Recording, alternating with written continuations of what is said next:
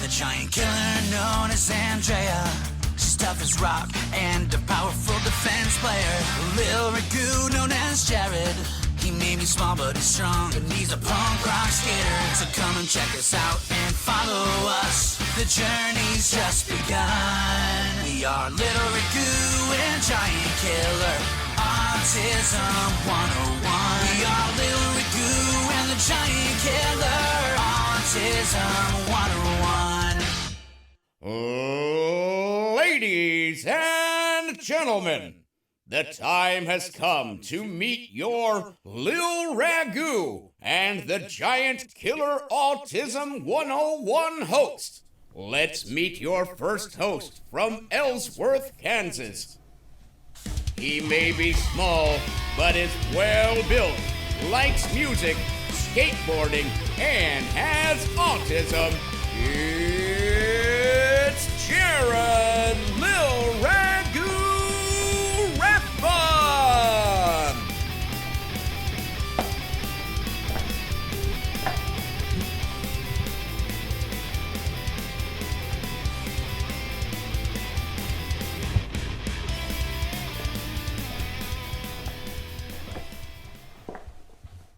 I'm Jared, Lil Ragu, from Ellsworth, Kansas. I got a brother, a sister, a mom, and a dad. I was diagnosed with autism and ADHD at a young age. I have struggled in school all my life. I have always had to do extra studying. Even still, I went to college and got a degree in digital media. I bet you wonder why my name is Lil Ragu. Well, let me tell you the story. One day, me and one of my friends, we went to Dollar General and I bought a bottle of Ragu pasta sauce and we went back to his house. As I was getting ready to leave with the bottle of pasta sauce, he has wood floors right before you walk out his door. I ended up accidentally dropping the bottle of Ragu pasta sauce. It went all over the white walls. It went over the white couch, white carpet, even the white chick sitting on the couch. Then the next day I get a call from my friend and he's all like, you should make your rapper name Lil Ragu because your beats are saucy just like the sauce you dropped all over my house.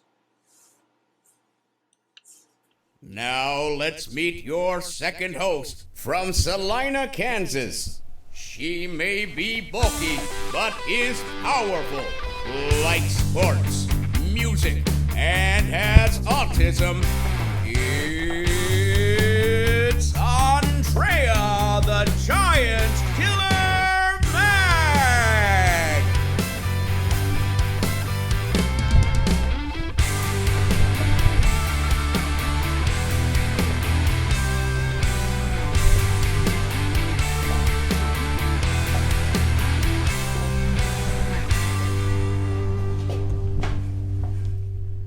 Hello, I'm Andrea Nicole Mag, known as the Giant Killer. How did I get that name? It all started off playing basketball with my team, and I ended up getting a good pick on my coach. So they all started calling me the Giant Killer. I am diagnosed with autism, intellectual disability, and Duane syndrome. Intellectual disability is difficult thinking and understanding. Duane syndrome is a miswiring of the eye muscle. I was born and raised in Salina, Kansas. I have one sister and still got my parents for support. I have two pets, a dog and a cat. I love sports and music. My two favorite sports are basketball and tennis. I do custodian work for a local school district for 4 years and part-time on the weekends at Lowe's for 14 years. Okay. Hi, I'm Jared, Lil Ragu, Hi, I'm Andrea, the Giant Killer. and we're here with Paws for Autism. So where are you guys located? We're located just outside of Kansas City. So, wondering, what is Paws for Autism? Could you tell everybody about it? Well, my name is Terry Weibel. I am the executive director and co-founder of Paws for Autism. We do a number of things. We train service dogs for those challenged by autism or other psychological issues, including PTSD and anxiety. And we train both service dogs for those who are challenged by that, as well as professional therapy dogs that are used in psychological settings or in schools. And we also now have a program working with first responders. Hello, we met each other on July 2018. My mom and Andrea's sister worked together and thought that we should meet and hang out. First time talking, we got to know each other. We have our ups and downs. We get along just great, then we can get into it. But having autism seems to have a hard time with friendships because they have trouble with starting and keeping a conversation going and working out what other people are thinking and feeling and knowing what to say or how to say it. I asked Andrea to go to a hairball concert and then asked her to join a bowling group with me. Then I asked her to join my Rocking for Autism group, which we will talk about later. Our purpose is to help and inspire others and talk about autism and how we improved.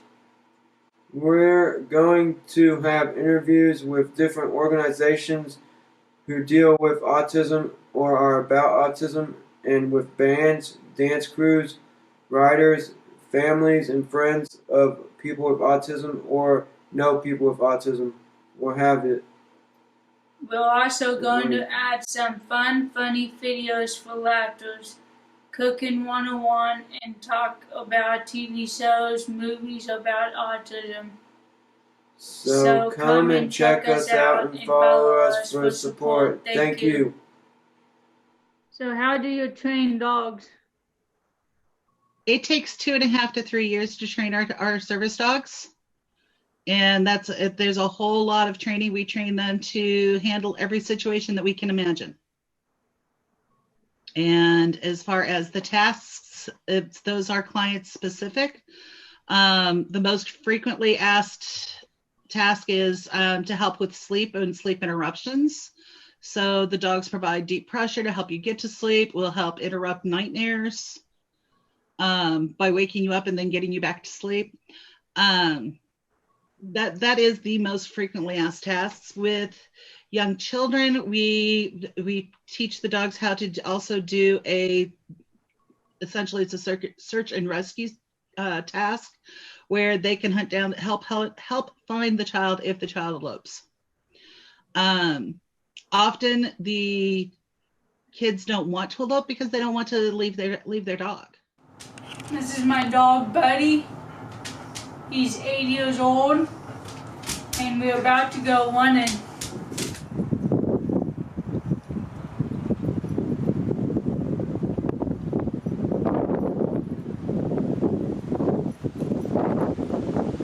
Today we have Danielle Halstead, who is not only a fabulous trainer with Paws, but is on our board of directors as a parent representative, and she has a service dog for her son, Jace. I'm gonna let her talk about the changes that she's seen in Jace since she started the program.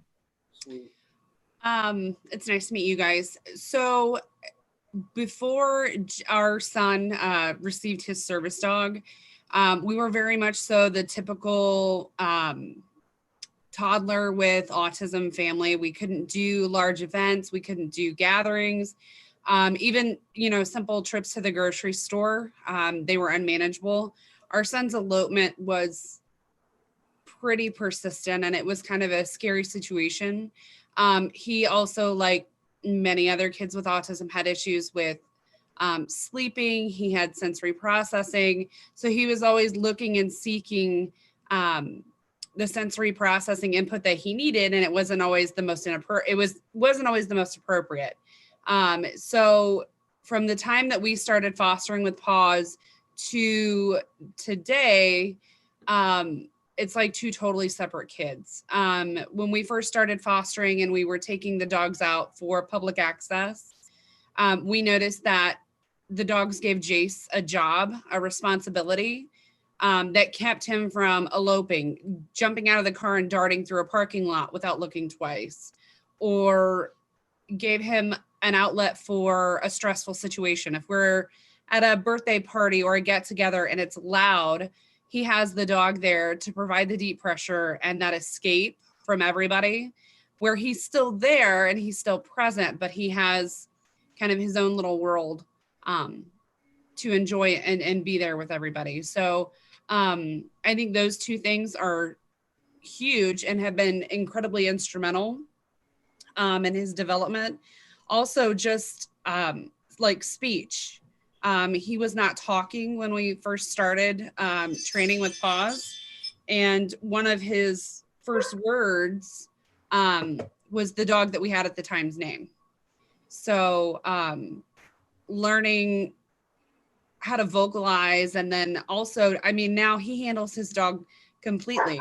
So not only does he have the verbal skills that it takes to get along in most situations, but he, you know, he has something that he can do. He has a job. He has to keep his dog on top of it with training. He has to feed his dog. He has to brush his dog. This gives him a job that he can manage on his own. And it's not something that he has to have, you know, hand over hand or extreme supervision to do. So independence is another huge thing it's given all of us. So This is Carly, my cat. She's not really that playful because she's kind of an old cat. She's 15 years old. So, question for Danielle or either one of you. When you train the dogs, do you just work with the dogs, or do you bring in the people the dogs are going to, or how's this work? We start off with training the dogs and getting them through all of their basic obedience and into some advanced obedience skills. We find out whether the dog is going to be better off being a service dog or as a professional therapy dog. Service dogs have to be able to have ultimate focus, whereas the professional therapy dogs are those that really want to just go help everyone. We do not match our dogs with our clients until they've gotten through that obedience, because we don't know where the dog's natural skills are going to lie. For instance, my own daughter, in addition to her autism, also has a heart condition. And her original service dog was before she had that heart condition, and he retired 2 years ago. And her new dog can recognize when she's having significant drops in her heart rate, and will alert her to that so that she can get to a safe place and not drop on the floor. None of our other dogs have that skill. That's an innate one that we were able to focus on and expand once he showed it, but that's not a skill that you would normally just train. Yeah, that's awesome. We have some clients that cannot handle being licked. So we have to make sure that whatever dog we try to match them with is not a licker, whereas others need that licking to interrupt their repetitive behaviors. And so that's why we don't do matchings we don't start training with the clients until we have a match. When I think we have a match, the client comes in, we spend a long weekend working 24/7 with that client and with that dog to verify that it is the match, and then we expand on the specific tasks that client needs with their dog. This is my kitty cat, Tuka. She's gonna play a little bit. Come here.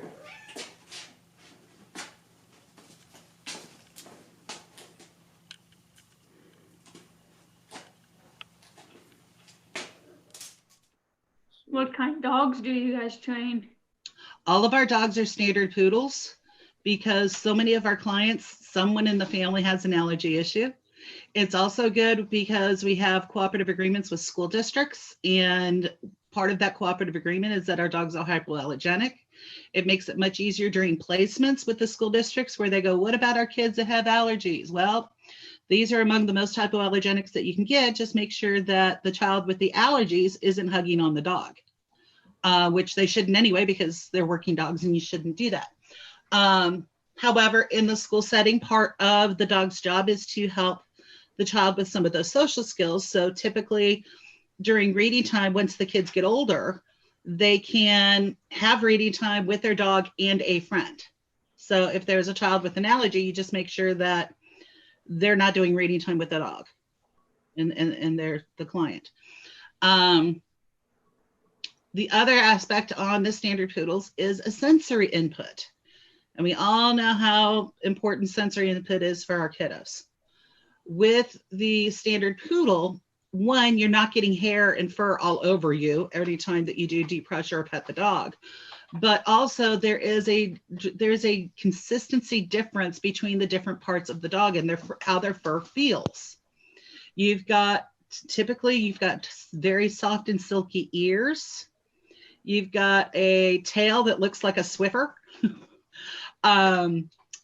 Some kids really need, like with Jace and Ryder, who's with Danielle's family, the dog has got to have a top knot. He likes that really poofy on the top.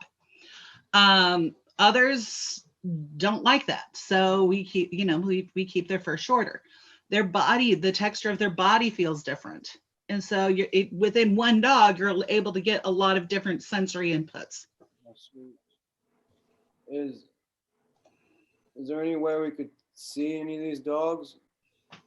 I'm trying to call Ryder downstairs right now. That's why I was muted. Hold on just a second. Oh, is Ryder the dog?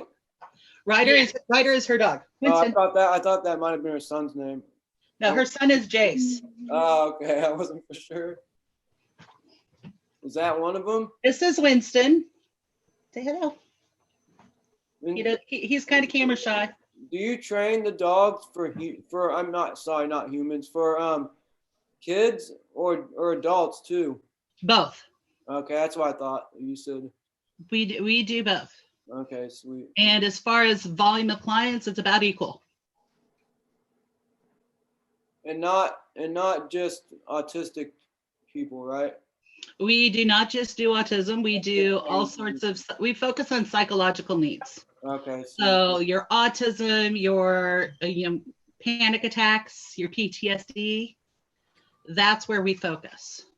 We do add some additional tasks and needs depending on the client and depending on what is needed.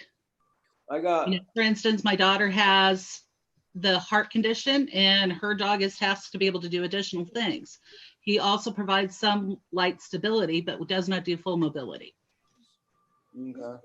I got mixed up. When you said poodle, I was thinking like one of those tiny wiener dogs. Oh no, our guys are typically 60 to 80 pounds. There's Ryder. Dang. That's a huge dog. He's last weigh-in, he was 72 pounds and he's 4. So he should be just about done. But this is the top. You can see the top of his head. He's up.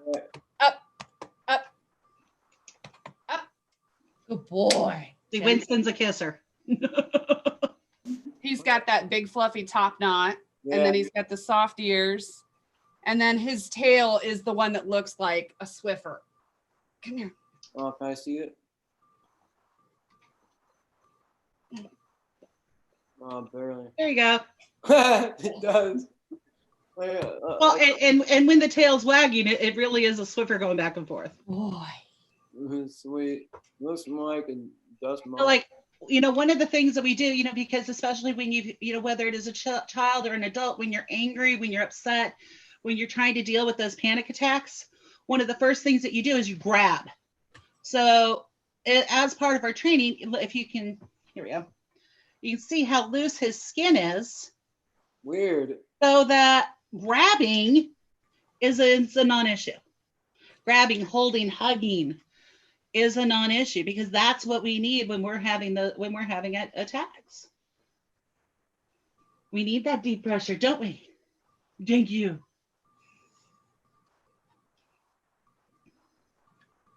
And his skin is loose like that all over. Here, the rider's 4. Like I said, rider up, up. Good boy. And you can see, I mean, well, kind of, sorry. Kind of. You can see how loose his skin is, how far out I can pull. That's crazy. Like a Stretch Armstrong. It's Stretch Armstrong. And look, Jace decided to make an appearance. Yeah. Good boy. Yeah, you got any questions? What is one advice you could give to an autistic person to help improve? To help improve what? Probably in social skills. Don't let your autism define you. Thank you. You know, that's a very small piece of who autistic people are. It's a diagnosis. It's not a personality. It's not a defect. It's a very, very small portion of who you are. So we have 2 kids on the spectrum, and we always tell them, you know, you're going to have friends that have autism like you, and then you're going to find people that don't have autism. And you don't have to be friends with just autistics. You have to find what makes you different and what makes you you. And it's not autism. It just isn't. So, you know, don't let that be your main identity. Just What is your find passion? what makes you different. What is your passion? You know, and it's different for everyone who has autism. It's different for everyone who doesn't. It's figuring out what you love that makes you happy, makes you want to get up out of bed every morning, and finding a way to make that work for you within your skill set. That's one of the reasons why one of the new programs that we are trying to get developed and get funding for is what's called our Train the Trainers program, where once we have a facility, we'll be able to bring in young adults who are on the spectrum and teach them how to train dogs, where we take all of the information that's out there for how to train service dog trainers and even pet dog trainers, and we break it down into small chunks. We've added photos, we've added videos, we will have trainers on hand that are used to working with those who are on the spectrum and teaching them how to work with dogs. Because, you know, in my experience, about 80% of those who are on the spectrum have what I call a dog whispering gene. They can communicate to animals on a level that I could only dream of. So one of my goals is to teach them how to use that innate ability and, you know, stop being limited on what they do with their lives. You know, give them that skill set and that support so that they can become trainers too. Well, any other questions, Andrea? We need to ask them. I don't think so. Well, thank you, guys. Oh, sorry. Thank you for the interview. Not a problem. Thank you so much for having us. And also, if you guys send us some links to your organization, we can post them in the video below. I mean, the description down below the video. Absolutely. We'd be glad to. I was actually, sorry, we already said thank you, but I have a question. Yeah. I was wondering, why, I think I already got an answer, but why don't they ever train cats like that? Because I'm more of a cat person. Finding a trainer that's good to work with cats is difficult. I guess cats don't respond the same either. They don't typically respond the same. It's, you know, trying to find the cats that do respond to training. Right now, I'm in the process of getting yet another training certification. And that's actually one of the units that I have to do is how to train a cat. So I'll be able to answer that more come next spring when I go through that unit. Well, maybe we'll talk again then. Thank you guys for the interview. Thank you so much for having us. And showing us the dogs too. I was curious about that. Thank you so much for having us. Bye-bye. Thank you.